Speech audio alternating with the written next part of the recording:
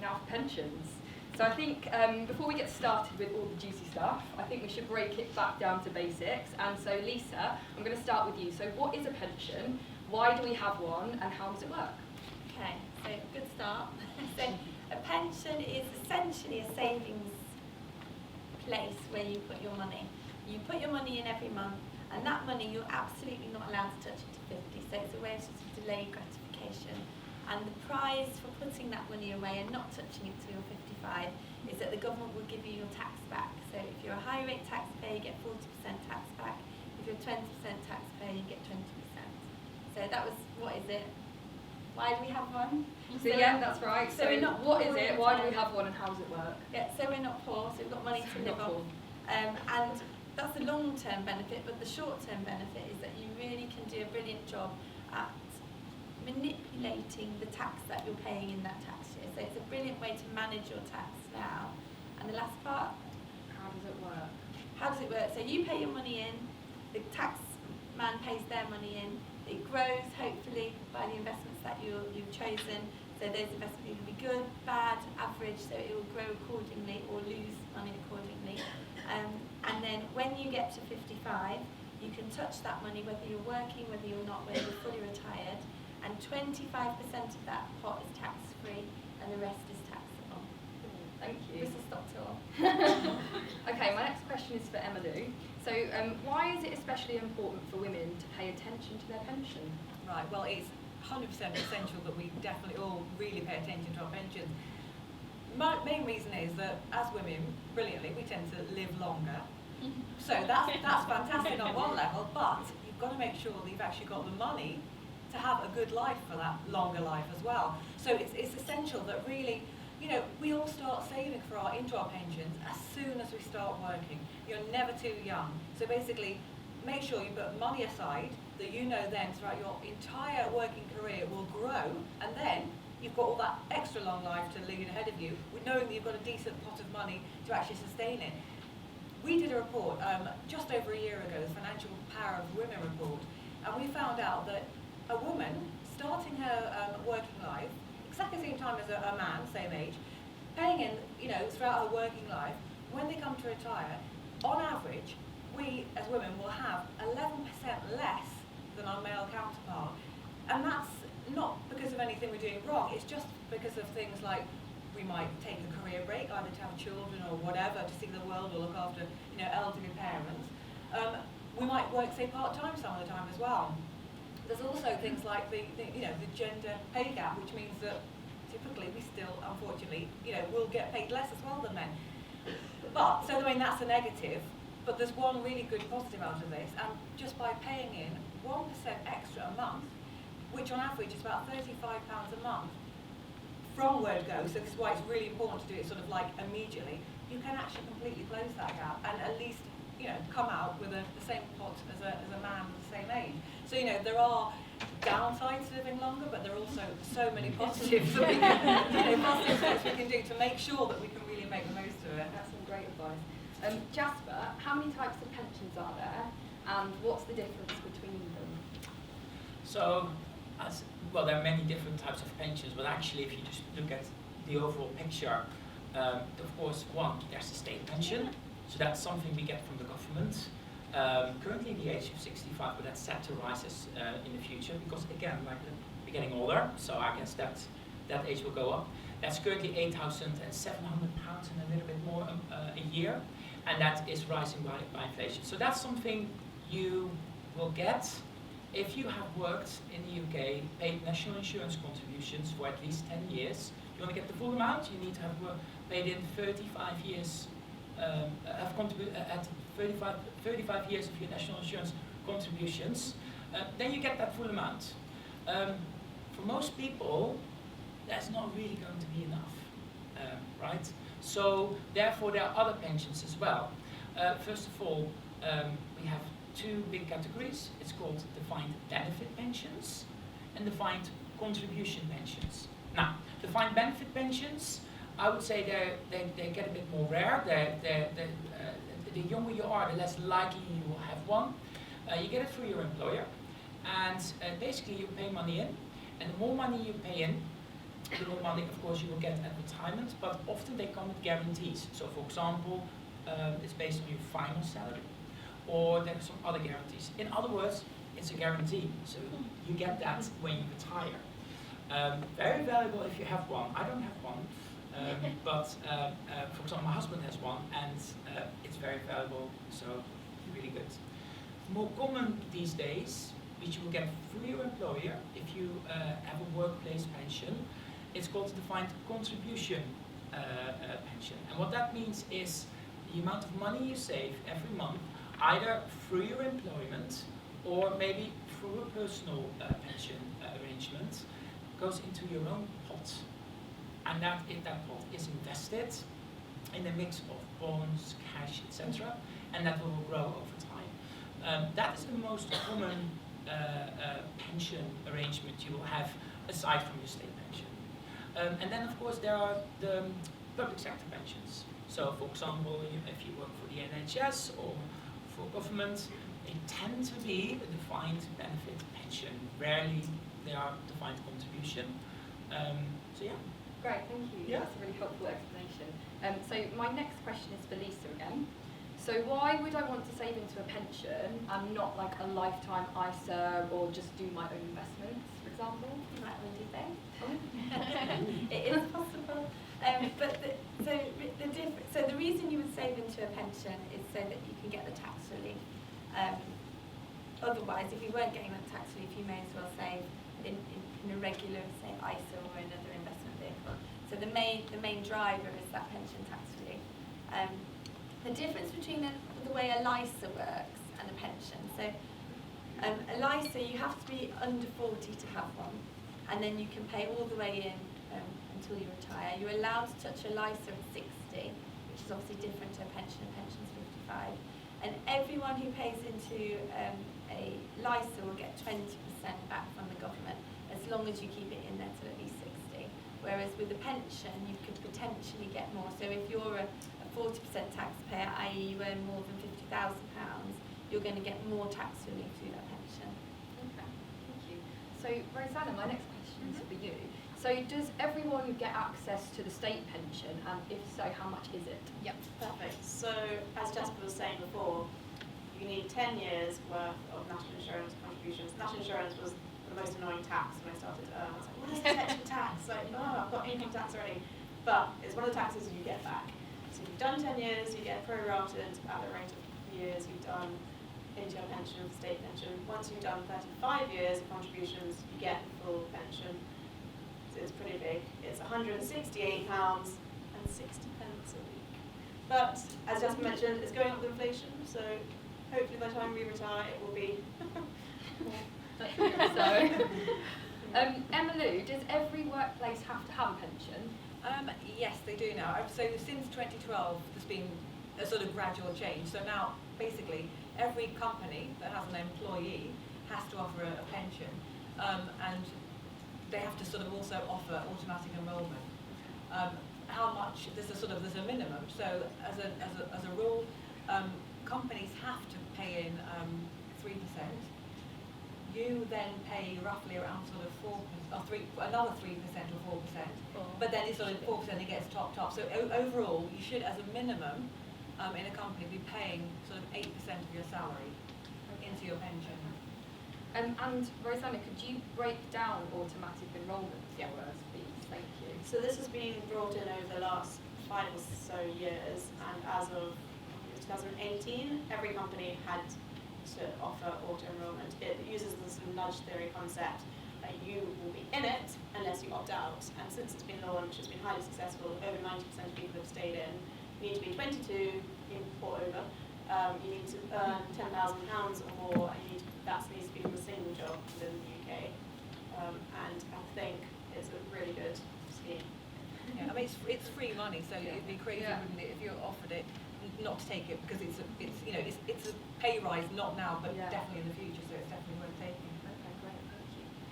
And Jasper, say I had 5 different jobs since I first started working. So how do I find all of my pensions? And also, is there a limit on how much I'm allowed? There's no limit in terms of how many pensions you are allowed, but on average, people switch jobs 11 times. before they retire. So with also enrollment now kicked in since 2015, and everybody now will likely to have a pension, guess what? You will end up with 11 pots. Some of them bigger, some of them small, depending on how long you work there or how much you contributed there. But also people move house. So when you move house, are you going to tell all your 11 old pension providers where you now live? So the chances are that you might lose track of them. And one of the ways to actually rejoin yourself with your old pension pots is tracing them. So the government tracing service is, if you Google that, they can help you locate your old pension scheme. But the easiest way is, if you know the provider and you have your national insurance number, that's usually enough to track down your old pension pots. If you have a policy number of them, so sometimes it does pay off to keep at least a piece of paperwork of some of your old pensions. That's the easiest way to bring them together, and of course that's what we do at PensionBee. We actually combine those old pots together in a new one. And that's usually the things we ask you when you sign up. That's usually enough to get. It's pretty helpful. Find them back. Thank you. So I think our next section is called Investing the Money. We've got a few questions here. So for Lisa, how do I even begin to work out how much I want to retire on? So it will be a really, really huge, scary number. It always will be. So I think the most important thing is to brace yourself, and then don't run in the opposite direction. Don't clear the room. The way to work it out is whatever you need in retirement. So you can do a rough guess of, imagine what would life cost when you're retired. So hopefully you're not paying a mortgage, but you're probably going to be spending more on holidays, and you've got more time to spend money because you're not chained to your desk at work. So life does become more expensive. People think the opposite, but the reality is that's not true. So the rule of thumb is whatever you want to spend annually, you need 25 times that. No. Yeah. A few shocked faces in the audience. So Emma Lou, could you explain to us how a pension calculator works, please? Yeah, so pensions calculators are brilliant. They give you this real sort of, not shock, but sort of like a real sort of oversight of exactly how much you really need to be saving and how much you need your end pot to be. So have we got an example of pages here? Yes, I think that ready-made- Grace has just put ready-made something slide. up on the slide. So, I mean, at Fidelity we have a pension calculator. I'm sure we all have pension calculators here, don't we? So what you normally do is you put in your personal, your name, age, your salary, and then you'd also, are we going through the slides individually, or this is one I think from the Money Advice Service, isn't it, that we've got on the screen there. So then you'd put in how much you're actually earning and how much you're contributing to your pension as well. And that will give you an idea, like when you tell the calculator sort of what age you expect to retire at, what kind of pot you could expect to be left with. Now these things are always done, I mean it's all theoretical, then they're usually sort of done on the basis of, you know, the expectation of getting sort of 5% return on your investments. So it's not guaranteed, but it does give you a really good idea of whether you're anywhere near the mark of where you need to be. I mean, there's all sorts of stories, isn't there, going around that you need a minimum of £1 million or forget it. So, you know, but this kind of calculator really gives you a good idea of, you know, just also positive, just how much, you know, adding in an extra, say, 1% or an extra, say, £50 a month can really make over the long term. Because obviously the longer you've got to have that money sitting there investing, the better. You know, that £50 a month can make a huge difference and, you know, mean tens of thousands of pounds, £100,000 more in your pocket when you come to retire. Brilliant, thank you very much. So I think Fidelity, Nutmeg and PensionBee and Smith & Williamson all have easy-to-use pension calculators available on their website. We've also got a link here on moneyadviceservice.org, which we can share around after the event. Okay, so question for Jasper. How much should I pay or contribute into my pension? And also how frequently? Should I be doing this yearly, monthly, weekly? What would you suggest? Again, like we've spoken about, it depends on what you actually, how much you think you need for retirement and how much you want to contribute. So again, your circumstances are all different. Do you own a house, yes or no? But if I look at the Office of National Statistics, on average, a pensioner will get £11,000 a year, excluding their state pension. So state pension plus £11,000 on top.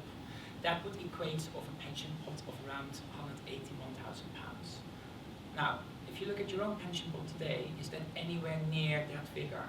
And if you think about that, £11,000, is that actually the amount you want every year to retire on? If it's not the case, you need to save more. So that's how it works. I think Which did a research 2 years ago, and if a couple want to have £25,000 a year, roughly, these are like really rough estimates. Each had to save £183 a month into a pension. So it gives you a bit of an understanding in terms of like the numbers you're looking at. But and another estimate that often gets mentioned is saving 15% of your income into a pension pot. Now that sounds like a high amount. Sounds very daunting. However, with auto enrollment, 7 to 8% already out of those 15%, you're probably already doing that. So that is definitely one way to save up that amount. And that is when you actually have a job, like you're on a payroll, you're getting paid every month. If you're self-employed, it's a completely different matter. Okay, thank you. Emmylou, how much does my employer and government pay, and are there any limits? Okay, so we kind of touched on this earlier with auto enrolment. So generally, you'd be paying in sort of 8% as a minimum, but that is a minimum, like we're saying. That, if you retired on that amount, you would pretty much not have enough money to actually live off, potentially. So obviously you want to be topping up more. But employers can actually be more generous. So, you might go to an employer and they might pay in 10% or whatever. And another thing they might do is they might actually match your contributions as well, which is, again, free money, so grab it with both hands. It might be that if you topped up by 3% more, they'll also add another 3%, so it's all sort of worthwhile doing. Yeah. You can basically save, is it up to £40,000 in the current year, but that's all of the contributions from you, from your employer, and also including the tax relief that you get as well. But, if you've got 14,000, you can put it in the pot every year. Fantastic, you're on your way to the million. Okay, thank you.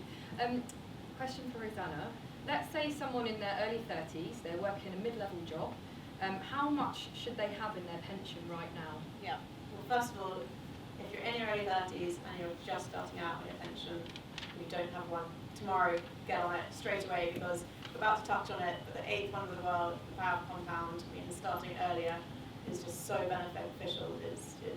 The statistics around it are alarming. But I love the sort of, the number of 25 times what you think you're going to need to retire off. But it's quite hard to know as you're going along what that means. So they say in your 30s, you need 1 times your salary. So if you're earning 40k, you need 40k in the bank. In your 40s, you need 3 times your salary. 50s, 6 times your salary. 60s, 8 times your salary. And by the time you retire, it's 10 times your salary. And that is sort of a good way to know as you're going along what you need in your pot. But we've said sort of 15 to 20% of your income, your employer and the tax man combined is a good place to be looking at. Okay, thank you. Lisa, what is compounding interest and why is it my friend when it comes to investing in my pension? Well, according to Einstein, it is the 8th wonder of the world. So here on the slides we've got 2 people, so I can't see their names, Molly and Rachel. And this really highlights, I think, to me the do not delay point of compounding. So they're both going to pay £10,000 a year into their pension. They're both going to get the same rate of return at 7.5%. So to get 7.5%, to hope to get 7.5% over the long term, you're not going to be a very, very cautious investor. You might not even be a balanced investor to achieve that, just to give it some perspective. So they're both going to pay £10,000 in. Molly's really keen, she pays in from the age of 30. Rachel's a bit naughty and waits till 35. Who's going to be better off? I mean, most people are going to know that Molly's going to be better off because she's physically saved more, but it's the difference in the amount that they actually have that's quite alarming, and it's the difference in those 5 years. So on on the next slide, I can't remember the numbers, it's 600 and ish versus 300. 626 and 327. So Rachel is on the free It's list. a huge difference. So the delaying 5 years either means you would significantly have less, or to make it up, you're going to have to work another 5 years, contribute for another 5 years to make it up. So either way, Quite a it's strong painful. message. Yeah. Okay, Emma-Lou, where should I be investing my pension and where does the money go? This is where I say fidelity. But no, but seriously, but you want to be investing in the stock market, in a pension fund. But I mean, there's so many different choices, especially if you want to take a sort of a control of your own pension as well. You can do that now, and that's I think given a lot of people much more interest in actually investing for their future. So you can actually choose a self-invested pension plan where you choose where you want to invest in the world. And you can change that as the world changes, or as your needs change, or as your views on what you think might be happening economically or politically in the world change as well. Or I mean, you could put it all into the hands of a fund manager as well and have them do it all for you. What happens is the pot of money then grows, you keep paying into it, it all ticks over nicely. You know, the stock market is prone to ups and downs, as we've seen recently, but the beauty of investing over the very long term, and we're talking long term with pensions always, hopefully anyway, is that, you know, those ups and downs get evened out, and at the end of it, historically, the stock market has always produced far better returns. So, you know, you want to a win-win as long as you start investing, keep investing, and then leave it there and let it work its magic, as Einstein would Brilliant. say. Okay, Lisa, I've got a 3-part question for you. So, can I change where my work pension is being invested? How do I know if my pension is performing well? And is there somewhere I can check? Yeah. So, can you change? Definitely. Whether you've got a big choice to pick from is another question. So I looked at a pension today for a client that had 8 options for her to be invested in, and her other pension had 500. So there's a huge difference between what you can pick, and it depends on what your employer set up. So automatically you'll be put in the default fund, and some default funds are great, some are absolutely terrible. I mentioned at the last pension event I did one with a big blue chip company where the default pension scheme had returned 2% over 5 years, which is very painful. So you don't take it for granted that your employer is putting you in the right place, because hopefully they are, but not definitely they are. If you're doing it for yourself, maybe you've done it off of a sort of off-the-shelf pre-made product. You need to also check that it was done right. So, can you change? Yes, you definitely can change. So I'm bad at Performing well, this. how do you know? Performing well. How to know if it's performing well? I use a software called TrustNet, but anybody can use TrustNet. You'll get far more information than you're ever going to need, but the first thing that will come up is a graph. And that graph will show what you're doing, and it will show what the average is doing.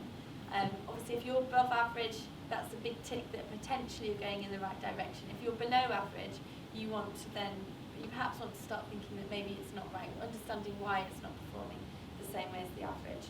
Another way you can look at is it will benchmark those funds in terms of quartiles. So first quartile, so it's got a number 1, it means you're in the top 25% performing funds who are all doing the same thing. If you've got a number 4 there, you're in the bottom quartile, so the bottom 25 means 75% of managers are doing better than what you're in, at least. So that's an indication that maybe it's time to start thinking. If you're 20 and you see that all your money's in cash, like a lady that I saw yesterday morning was, that's a big sign that maybe you're doing it wrong, because you want to be taking the most amount of risk you can possibly stomach when you're young. If you're 5 minutes away from retirement and you're 100% in emerging markets or 100% in a China fund, whatever it is, then potentially you're taking too much risk there as well. So that's an indication that it might not be right. And then the last one is Is there somewhere I can check? somewhere you can check, so TrustNet. Okay, yeah, brilliant, thank you. Jasper, so how much should I be paying in fees? And is it just one fee or are there multiple? So the problem with fees is that, first of all, does anybody of you know exactly what they're paying in fees? No idea. And that is the first problem I think we need to overcome, that people simply don't know. Fees are often hidden. And I think we have also a slide in terms of the number of fees that that are being charged. So often, what you need to look for is, first of all, if your pension is invested in a fund, if you have a pension, it's a fund, and it's often being described as a fund fee. Then on top there's like called a platform fee. It's basically the company who's then you have the fund through. So for example, your pension company can charge you a platform fee. Actually, in the comparison, for example, with Fidelity, you have the fund fee, and then Fidelity will have then the platform fee. So those are the two main important ones. There's also some providers who will charge a contribution fee. So when you pay money in, you charge a percentage of it. So it's always good to know, and often some of those fees are a little bit more hidden than others. So sometimes you think, oh, actually my pension is 0.45% or 0.5%. Oh, the fund fee is coming on top. And the fund can be 0.1%, but there are also funds around of 1%. So you just need to be really careful what you're looking for. Reassuringly, auto-enrollment pensions, so your workplace pension provider, that's capped. You will never pay more than 0.75%. That's kept by law. So, but if you are paying more than that, then you need to think about, right, why am I paying more fees? Is that because I'm invested in a particular product, or are there other reasons why I'm being charged more? So I think that's the kind of like, but the benchmark 0.75% is your workplace pension provider fee, and if you usually, well, they can't charge you more for that. Thank you, Jasper. Rosanna, is there a strategy for pension investing? So I think we kind of touched on this a bit earlier. I think, Lisa, you said, should I go high in my 20s and less risks in my 40s? Yeah. So I think it's important to break down actually what is risk. With investing, there are quite a lot of risks. You've got liquidity risks, say, I want to sell tomorrow, i.e. could be like a house, you can't sell, that's liquidity risk. You have currency risk, I bought an American fund and the dollar's falling. For this, we're going to talk about volatility, so it's the prices going up and down. We have what we break down, I'm going to just keep it simple, we have equities, which is shares in a company, and then we've got bonds, which is the debt. So you have debt in a government or debt in a company. And equities are what we're going to call risky. They are going to go up and down, they could go to zero. Bonds, we're going to call them less risky because at the end of the day, hopefully you're going to get your money back. The strategy, sort of the old rule of thumb, is your age should be in bonds, the safe part. So I'm 30% in bonds, 70% in equity. I'm an equity gal, like, I'm 100% equity. As Lisa's just said, you want to max out the risk at the start because you're locked in this for 40, 50 years. You can ride out those waves. Say you buy a share tomorrow at £100. Next month, your pension's got the contributions, the share's gone down to £80. October, share's gone down to £60. You're getting in at 100, 80, 60. 3 years' time, that share could be up at £300, and you've got in each month, it's average the cost you've got in at, and actually the volatility of going up and down is, as you've been saying, gets evened out, and the path is much smoother. So I don't want to be biased, but yes, risk when you're young, and then as you get closer to retirement age, you obviously don't want your pension pot to drop 10% in a year. So that's when you need to be a little bit cautious, foot off the gas, and more into the sort of dull bonds. By the way, there are lots of pension providers, and it's always worth checking your paperwork again. Some pensions will actually de-risk as you get closer to retirement, so they will start to automatically adjust that mix. So it's a set and forget kind of like strategy, and some of those plans are around. If they're not, you don't want to have too much equity as you are when you are like 65 in the stock market crashes. So it's always good to either do that manually or have a plan where that automatically happens. Great. Okay, so we kind of learned that we want to get started on our pension as early as possible, but if, say, I haven't started my pension, am I too late to start, Jasper? No, of course not. You're never too late to start saving. So it's, but as you guys mentioned, like the amount of money you need to then put into a pension to get a reasonable pot will be higher. So you just have less time to actually accrue. But when you are, whether you're 20 or whether you're 55 or even doesn't matter. Never to all start saving for later. That's good to know. This next question is going to be really useful for one of my friends in the audience. So what about if I freelance, or if I'm self-employed, or run a company? What's the best type of pension I should have, Lisa? So I think when you're freelance and self-employed, you've got to play emotional mind games with yourself, actually, because there's always a reason not to. There's always a month where you're feeling a bit more skint than the month before. So with all of my clients that are self-employed and their income's fluctuating, I make them pay in an amount that they know they can afford, and then I make them add a little bit. So it's a little bit painful, it's a meaningful amount. And then hopefully the year's been good. Hopefully that financial year for your company has done better than you expected. And so in the spirit of tax planning, sort of a month before their year end, their company year end, or if they're a sole trader, the tax year, we have the conversation of around how did it go, how much extra have you made, let's put in a lump sum. So you want that monthly definitely, because you'll never put that lump sum in left to your own devices. So it's regular monthly and then a lump sum at the end of the year when you've got hopefully rose tinted glasses on. And then don't forget to increase it. Does that sound good? Because also, don't forget, people are in the self-employed people are self-employed because they believe their company will grow. Yes. And they'll do better, and they will outperform what they could have got in the employed environment. So every year you need to put your pension up because presumably your company's growing. One thing about self-employed, if you are being, when your client pays, there's often cash flow issues as well, so you want to get that amount small. A lot of customers we have that are self-employed, actually they treat their invoices as almost like payday. So they have the habit of adding a percentage of that invoice straight into their pension. So it's almost like auto-enrollment for the self-employed. Instead of a paycheck from your boss, you actually deduct that percentage of your invoice you get paid by a client. That's also one way to look at it. Great, thank you. A couple of questions for Emmylou. So, should everyone have a few different types of pensions? Well, by the sound of it, might all have 11 by the end of it anyway. When it comes to types of pensions, you've already got a state pension, you've probably got an employer pension. You might want then to have a self-invested pension where you can maybe make more decisions or make different sort of choices with your money as well. But I think it doesn't really necessarily matter as long as you are contributing to a pension, you've got that money locked away and you're letting it grow nicely. Great, thank you. So if I'm in debt, and I mean bad debt, so like a credit card, not a mortgage, should I still be putting into my pension, or should I try and pay off my debts first? Yeah, that's a tricky one because at Fidelity we always make sure that people are in a position to actually afford to invest before they start investing.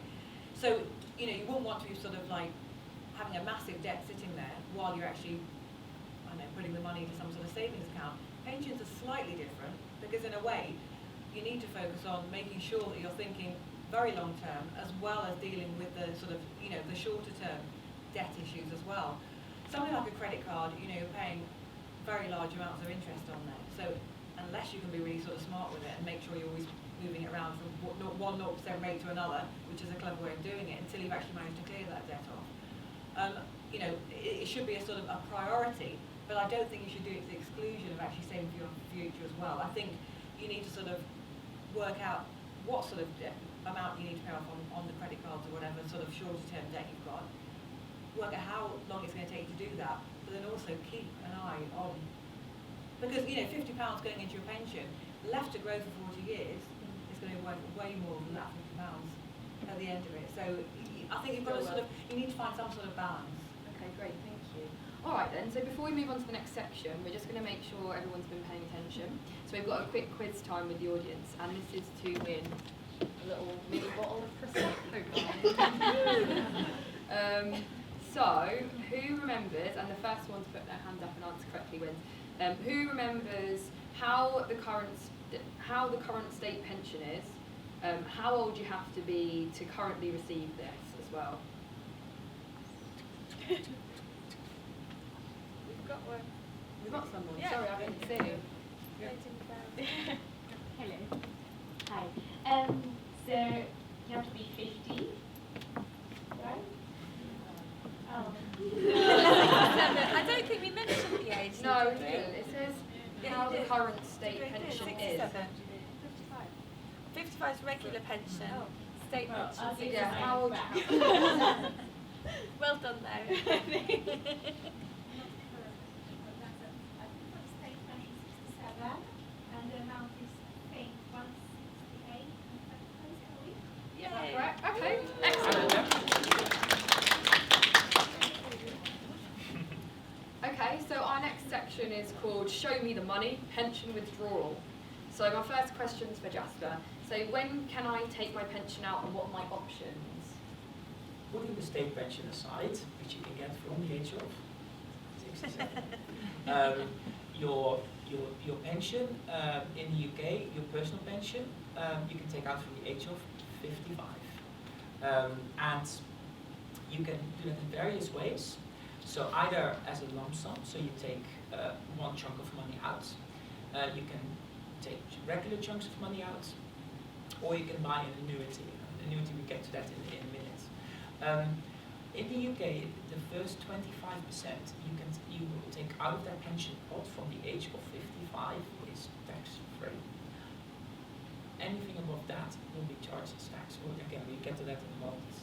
So yeah, those are your options. Okay. One sum, regular sums, or you buy an annuity. Okay. And Rosanna, can you tell me what an annuity is, please? Yeah, so annuity is basically a guaranteed income. So with the remaining 75% of your pot, or such amount, you can go to one of the big pension providers, L&G or Aviva Prudential, and say, right, here is 400k, I want X amount, or they will tell you how much you pay salary, but I want to receive a monthly income, such as a salary, which I will then be taxed on for the rest of my life, or for 25 years. And then the really clever actuaries working hard in the back do some really difficult calculation about your life expectancy, the demographic, where you live, if there's pollution, so many different things, it's mad. And then they'll say, okay, based on that amount, we will give you a regular income for the rest of your life of £2,000 a month. And that is the annuity. The rules did change a few years back. About 90% of people used to buy an annuity with their pension. Now there's huge pension freedoms and it's dropped down to 12%. Because people want to take their money and do what Jasper was saying, take regular withdrawals from the invested pot rather than buying this annuity, which is sort of seen as a bit more old school now. Brilliant, thank you. So I think Jasper covered how much you can take tax-free, but Lisa, would you take it all at once? It depends. There was this whole worry about, will everyone just go and buy Lamborghinis? I've not seen many around, well maybe around here, 6 there in the morning. No, the answer is no, I wouldn't take it all at once, because the main reason is the biggest financial impact on your retirement life will be what you do in the early years. So if your investment performs badly in the early years of retirement, it will have a massive impact on the rest of your life. If you take loads out early, it will have a huge impact on how much you've got to live on forever. So in the early years, you want to be sensible. So part you need perspective on what is a reasonable amount to spend, but definitely not taking it all out if you can help it. Emmylou, can I keep working once I get access to my pension, or does all that money need to last me for the rest of my life? Well, the money in your pension, you should be setting that up to last you for the rest of your life, but you can absolutely carry on working while you're actually drawing your pension. I mean, you could take all of the tax-free lump sum, you could take just a portion of it, maybe to sort of like, to give you some kind of income, which maybe you then use. You might want to sort of not work full-time anymore. Now you've got your nice pension pot there giving you some money. You could then afford maybe to work part-time or do something else with it. So I think once the money's there in your pension, you have got options. So you could retire then, or you could choose to retire, or just sort of leave it sitting there growing nicely and carry on working if you wanted to. I read, perspective, because you don't want to be going back to it because you have to, I read that the biggest increase in taxi drivers is the over 80s. Oh, really? And they're not doing it for the fun of the road. No, not around here. Jasper, how does the government know when I'm ready? So do I need to tell them, or do they just magically find out? So putting the state pension aside, for your personal pension, you can, when you're 55, you could start taking money out from your What it does mean is, of course, that money beyond the 25% tax-free will be added as income, so you will have to start paying tax on it. That withdrawal sometimes gets charged full rate, so you then need to settle up with HMRC. I guess that's the first time maybe they will actually start noticing that you are receiving that income. But you don't need to write letters, you can just start taking money out from the age of 55. So I've got a final few questions for myself, and then we're going to open up to Q&A. So if everyone can have a think about some questions that you want to ask our panellists, that'd be great. But before we do, Lisa, how do I make sure my pension is protected if the company my pension is with or my employees go bankrupt? Yeah, I think it's a really good question. I think it's something that people worry about, actually. So the pensions are protected. Often they can be written in trust, so they're protected in that way. But essentially, we talked about the different types of pensions. So final salary pension schemes, they're protected by something called the Pension Protection Fund. So if your employer goes bust, you'll be protected either 80%, 90% or 100% up to roughly about £40,000 a year at the minute if you're 65. So there's some protection. If you're going to have a massive pension at final salary, then you're not fully protected. If your employer goes bust, the money would stay with the pension. It's irrelevant what happens to your company. The only way you could lose out that I was trying to think of would be, I think that the employer is compelled to give that money to the pension provider by the 22nd of every month. So if they went bankrupt on the 15th, hadn't given the money to the provider, you could lose a month's worth of contributions. But that's not a huge deal in the grand scheme of things. And then if the pension went bust, the pension provider went bust, then you're protected by the Financial Services Compensation Scheme. So it takes away a lot of that worry.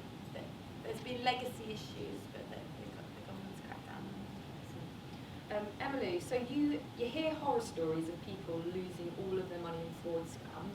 So what are some of the scams that we should be looking out for? Yeah, well, I think as with everything in life, if something sounds too good to be true, it probably is. So, yeah, you hear horror stories, don't you, where people have sort of had a cold call and they've said, oh, give me all your money out of pension fund, we can basically take it, quadruple it, whatever. And people, want to be able to think they can live the kind of life they want, get the kind of income they want, so they go for it. I think anything that suggests, you've got to, it's down to what you think is reasonable, but if somebody comes along and sort of suggests that they can double a pot of money for you that say has been growing an average of 6 or 7 or 8% a year, it's unlikely to actually happen. So I think you've just got to be wary, and if it does sound too good to be true, then it is. Thank you.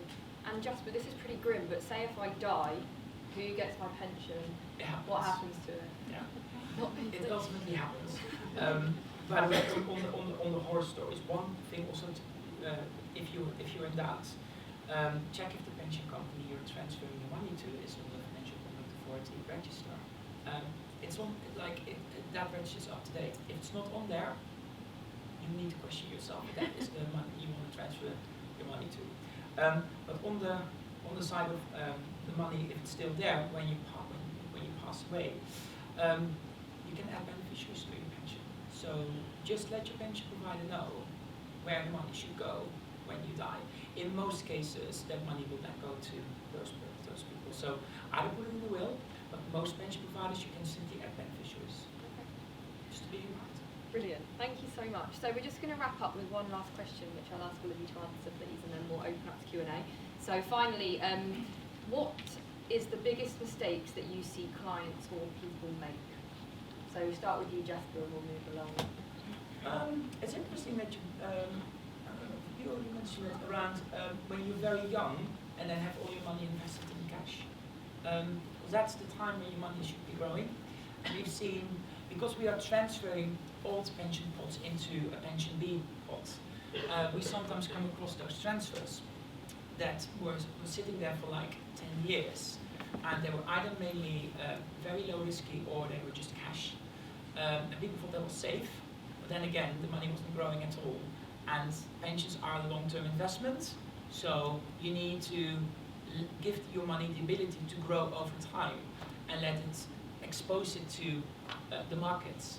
I think that's the biggest mistake we often see, that people just don't realize that actually they will have lost money because inflation will have outstripped the interest they got on their pot. Thank you. Lisa?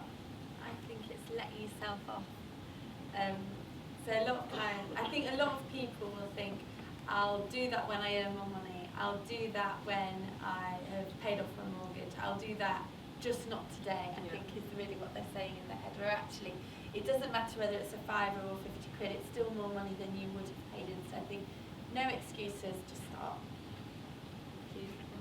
I would say for women in particular, it's tending not to put yourself first. And it's, when we did the study, we found that young women tend to save. So say women in their 20s and early 30s tend to save into pensions, but as soon as they become a mum, say, or something like that happens, they forget that they actually exist anymore. Everything suddenly becomes channeled into saving for their children's future, or putting themselves sort of, third or fourth down the line and saving for the family or whatever. So I would say that it's not selfish, but you've got to look after number one, because like we can see that the state pension is not going to look after us. We've got a plan for a very long life, hopefully, and you basically need to keep on saving. So, when it comes to having children or any other sort of financial commitments that come along in life, just, be prepared to, it's not selfish, put yourself first and make sure you're saving for your future and you're looking after number one, because no one else will. Rosanna? The mistake which I ask all of my friends to make sure that they're doing is, I felt 2 years, I did it when I first started my job, was if I put in 3% of my salary into my pension, my company would match me to 3%. If I put in 5%, my company would put in 8%. And I kept myself at 3% for 2 years, just because I was like, oh, just left university, I'm skint, I'm paying rent, and I want to go clubbing every night. And just those 2 years, I just didn't, and it was free money being offered to me, and so many people don't even know what their companies are offering them, or like what the top limit is. If the companies are offering something like that, you have to take it with both hands. Like, if it's going to be an extra 50 quid a month from your salary, not going to you, to your pension, grin and bear it, you've got to take it. Brilliant. Well, thank you very much. That's been hugely insightful. Can we just have a quick round of applause for our panellists? So we're now going to open to questions from the audience. So please put your hands up and we'll come round with a mic. Excellent. Shall we start for you? Did you have a hand up? I don't want to mention the big bad B word, but people have lived in different countries around Europe. They have different state pensions, and I know that if they're in the EU on certain countries, that it transfers to the UK. So I'm just wondering about Brexit, how that's going to affect, or if the industry has thought about that. And then also, if you have if there's a larger contribution or pension from another country, but you're living in the UK, how does that work?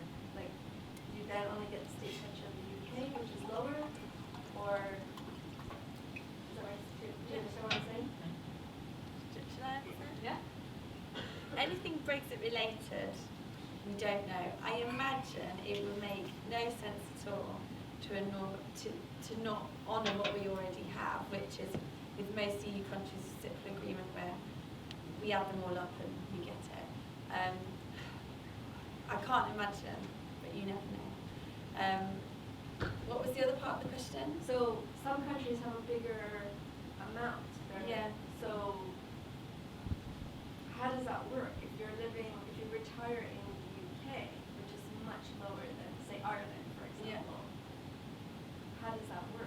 Do you get the Irish pension amount, or do you get I don't know the answer to that bit, do you? So I'm Dutch, so I have built up state pension in the Netherlands, and I'm now building up state pension in the UK. When I retire, I get a little bit of there, and I get a little bit of the UK, and that all adds up. That's how currently it works for me. I also have some pension pots there in the Netherlands, which I can't transfer to the UK. Probably in my position might not want to transfer. And I have built up pension pots over here. So when I retire, I will have 2 facilities in 2 countries, and a little bit of there, a little bit of there, and then that will be my retirement. I think there is something in the making, and it will take a long time. It's called the EU pension. I'm looking out for what's going to happen. I don't know what's going to happen. I don't know how Brexit will what that will mean. But for now, it's often not in your best interest to transfer, if at all possible, all pensions from previous jobs from, say, the Netherlands to the UK. It's actually not possible. And it usually is because here in the UK, when I contribute, the government adds, for every £100 you put in, the government puts tax relief on top. And that's a tax arrangement. The tax arrangement in the Netherlands is completely different. So how do you merge them together? It's quite a complex thing, and most people tend to leave them where they are. Thank you. I'm just one piece of clarification. So say it's 1,500 in Ireland and it's 600 here, and they're saying that they'll take a percentage of the 1,500 and a percentage of the 600. Is that? Yeah, because in the UK, you need to, for your state pension, you need to contribute to your national insurance contribution for at least 10 years, and then you get not the £168 a week, you get like a tiny amount, percentage of that. If I've paid in 35 years of national insurance contributions in the UK, I will get the full amount. I probably won't get the full amount because I've only been here for just 10 years now, so I've just now got on that minimum. So it will be a percentage of each of those arrangements. Thank you. There's one at the back over there. There's a couple at the back. I've got two questions. One is about transferring pension funds into like the pot that I've got now. Is that risky? Is it worth doing? And my second question was relating back to Ron's question at the start of the session about how often do you check your pension fund and what is the requirement? Like how often should I be checking on my pension fund for that? I can do the transfer one at least. So pension B transfers your own pensions into one online plan. So that's what we did. That's what we started, and that's how we've grown to the company we are today. Not in all cases you want to transfer them all into one. So one of them is when you have a defined benefit pension. That we mentioned that pension with that guarantee. It was one of the 10 pension types. Probably better to leave them where they are, because when you transfer it to, say, Pension B, Fidelity, or Nutmeg, or any other company, you will lose those guarantees, and you don't want to lose those guarantees. So it's always good to check that out. By the way, if it's more than £30,000, you have to seek financial advice to actually transfer one of those. So that's in one case might not be the best thing to do. The other thing is exit fees. They're increasingly rare, but they still exist. When you are seeing an exit fee, they tend to be quite high. Last year we saw one pension pot transfer at a 98% exit fee, which is insane. But it happens. Now, of course, we don't transfer them. We then stop the transfer straight away and say, do you really want that? So that's one other thing to look after. And the other thing is that sometimes, and then we talked about fees, sometimes fees can be really high, so make sure that you've done your, you've checked your paperwork and performance. So one example mentioned, if you want to transfer in your current employer scheme, that sounds like a, instead of going to pension B, Nutmeg or Fidelity, you might want to transfer into your current workplace pension provider. Sounds like a good idea, until you notice that they only have 2%. Performance over the last 5 years. Is that really the best place where you want to move your money into? So looking at the performance, looking at the fees, not paying too much, and make sure you don't have one of these nasty exit fees or a pension with a defined benefit. In those cases, probably best not to transfer them to that pot. Should I pick up how many times you're meant to look at it? So you should be sent a valuation each year. It should come to the address you're registered to, and it will tell you what it was worth last year, what it's worth now, performance. What it doesn't sometimes do is tell you the relative performance to, say, the FTSE 100, which is the UK's largest 100 companies, or a global index. It's good to keep in check how your investments are performing relative to everybody else's, because if you've gone up 5% and you look at that in isolation, you're like, oh, that's pretty good. But if you've gone up 25% in a year, I'm like, oh, well, this is not doing very well. So at least once a year, get a valuation. You could also, most of these pension providers have online portals. You can log in. You can log in every single day if you wanted, but you know, just keep checking and keep checking relative to something else, relative performance, to see if, you know, keep them in check. How do you check the relative performance? So again, just you can type it into TrustNet. You can type in, you know, or just type in FTSE 100 into Google. It literally will come up with a price and then a chart, and you just take 1 year figure, and it will tell you 5% or down 10%. It's quite easy to find out. Yeah. And I think it is also important to check your pension. You know, people tended to, in the olden days, as it were, sort of set the pension up with their employer or whoever, and then leave it and not look at it until they actually came to retire and suddenly realised it wasn't sort of suitable for their needs. So yeah, checking every year is important. But I think also looking at sort of, you know, when you come to events like this or whatever, when you learn new things about what you might need and what you might be needing to do with your pension, just have a look at it and double check it and see that you are still on track. If anything happens different in your life, you know, your personal circumstances may change as well. So look and see that, you know, you are where you want to be with your pension. You don't want to be tinkering with it too much, you know, so that actually you can incur fees or, you know, sort of like cause your own problems with it. But you do want to have a good eye on it. You don't want to just leave it and then suddenly get to retirement day and then go, oh God, yeah, right. What do I do now? Yeah, I do. So you mentioned that if you look at it and 5% growth may not be the growth we're looking for, and then you mentioned 25% would be amazing, but what really should we be aiming for in terms of growth to know if we should consolidate or move around? It's a really hard question. I mean, I could give you a really stock compliance approved answer, which would be over the long term. You'd expect an investment to grow at what, 6% a year over the long term. But it really depends. Over the last 5 years, a balanced client would have done amazing well. What would you think, 50% over the last 5 years? But we've had record time. The following 5 years may not be so rosy. So I think it's just important to go with compared to its peers, really. And just keep in the back of your mind what inflation is. Yeah, that's a good point. If inflation's 2-3%, but you've only gone up 1%, you've actually lost money. So always keep that in the back of your head.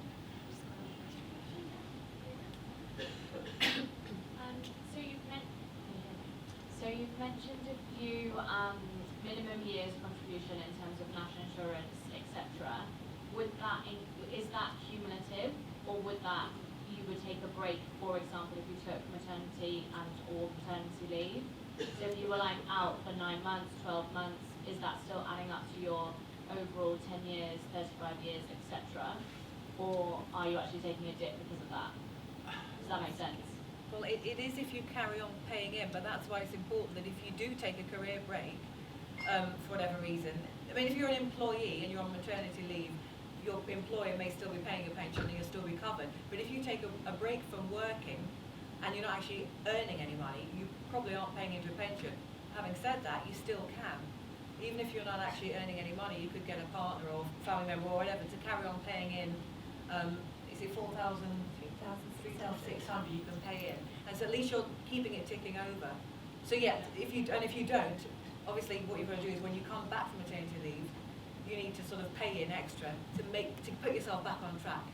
So it's just important to remember to do that. And for the state pension, the other part of the question, when you claim child benefit, I think it's under the age of 7, those still go towards your, as if you were earning, as if you were in employment. They give you credits, you get state pension credits. So if you earn if you earn over 60,000, let's keep it simple, you're not allowed to get child benefit, but you still need to let the government know so that you're getting these credits towards your state pension. Yeah, that's very important. It's often forgotten, so definitely do that. Yeah. We've got time for a couple more, but we do have panelists sticking around at the end for the networking, so any more questions, please feel free to come up to them at the end. So yeah. This might be obviously a maths question, but would it make more difference to my pension pot at the day-to-day for me to A, increase my percentage contribution, or B, earn more? I appreciate those are not two binary things in one life.